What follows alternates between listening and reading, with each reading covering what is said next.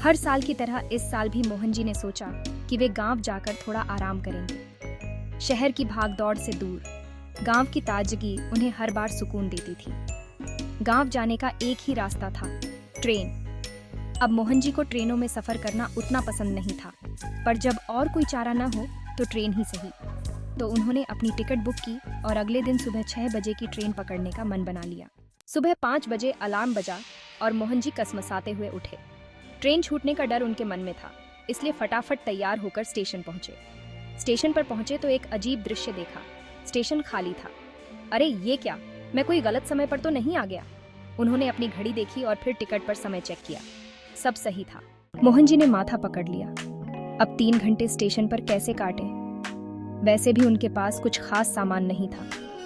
वे एक बेंच पर जाकर बैठ गए और लोगों को देखने लगे। तभी एक आदमी, जिसने ढेर सारे सामान से खुद को लाद रखा था, उनके पास आकर बैठा। आदमी ने इधर उधर देखा और मोहन जी की तरफ घूरते हुए बोला, भाई साहब, थोड़ा ध्यान रखना, मेरा सामान ज्यादा है, चोरी हो गया तो बड़ा नुकसान हो जाएगा। मोहन जी को लगा ये आदमी अजीब है, लेकिन उन्होंने सिर हिलाया। कुछ देर बाद वो आदमी एक बड़ी सी गठरी खोलकर खाने के डिब्बे निकालने लगा। भाई साहब, खाओगे? उस आदमी ने मोहन जी को अजीब तरीके से देखते हुए पूछा। मोहन जी ने मना किया, लेकिन वो आदमी तो उन्हें खाने पर ही जोर देने लगा। भाई साहब, आप ले लो, घर की बनी है, बड़ा स्वादिष्ट है। मोहन जी ने सोचा, चलो खा लेते हैं, वैसे भी भूख लग रही है। उन्होंने थोड़ा खाया और तुरंत पछताया। स्वाद कुछ ऐसा था कि उन्हें समझ ही नहीं आया कि खाना था या कुछ और। वे जैसे तैसे मुस्कुराए और बोले, बहुत बढ़िया। तभी ट्रेन की अनाउंसमेंट हुई। ट्रेन आ चुकी थी और सभी यात्री तैयार होने लगे। मोहन जी भी तुरंत उठे और ट्रेन की तरफ भागे। पर जैसे ही वे ट्रेन में चढ़ने लगे, उस आदमी ने फिर पुकारा, भाई साहब, सामान। मोहन जी ने देखा कि उस आदमी का आधा सामान अब भी प्लेटफॉर्म पर पड़ा था। तभी एक छोटी बच्ची उनके पास आकर खड़ी हो गई। बच्ची की आंखों में चमक और मुस्कान थी। अंकल, आपको खेलना आता है? मोहन जी ने थोड़ा हैरान होकर पूछा, क्या खेलना है? अंकल, मैं कागज की नाव बनाती हूँ। आपको बनानी आती है?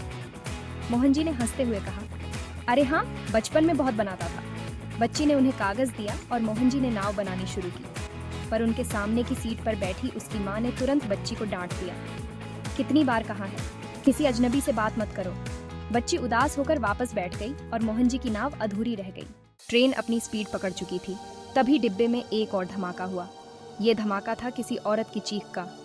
एक महिला जोर जोर से अपने पति को डांट रही थी, तुमसे तो कभी कुछ नहीं होता। मैंने कहा था, पानी की बोतल लाओ, तुम खाली हाथ आ गए। पति बेचारा चुपचाप खड़ा था और ट्रेन में सभी लोग इस नौटंकी को बड़े ध्यान से देख रहे थे। मोहन जी ने सोचा, ट्रेन में ही क्यों, हर जगह इनका शो चालू रहता है। उनका ध्यान तभी भंग हुआ जब चाय वाला आया और जोर जोर से चिल्लाने लगा, चाय गरम, चाय गरम।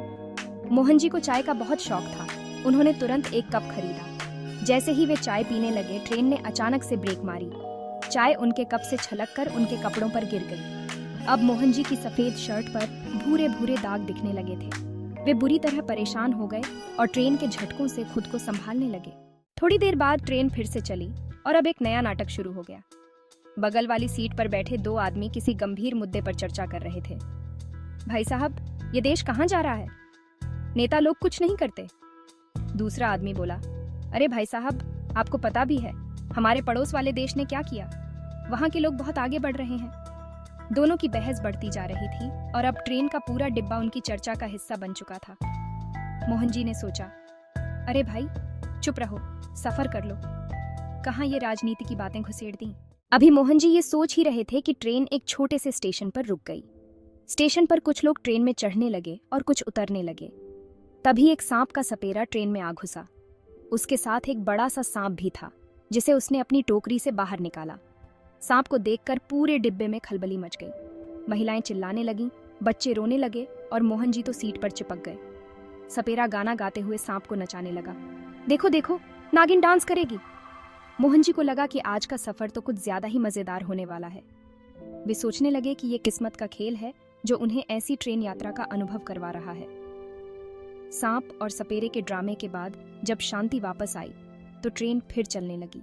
ट्रेन अब अपने आखिरी स्टॉप पर पहुंचने वाली थी जब मोहन जी को लगा कि वे अपने सफर को कभी नहीं भूल पाएंगे। ट्रेन की हर सीट पर कुछ न कुछ मजेदार चल रहा था, मानो पूरी दुनिया का मेला इसी एक डिब्बे में सिमट आया हो। आखिरकार उनका स्टेशन आ गया। मोहन जी ने जल्दी जल्दी अपना बैग उठाया और ट्रेन से बाहर निकले। उन्होंने स्टेशन की ताज़ा हवा में गहरी सांस ली और मन ही मन सोचा, कसम से ऐसा सफ़र फिर कभी नहीं करना।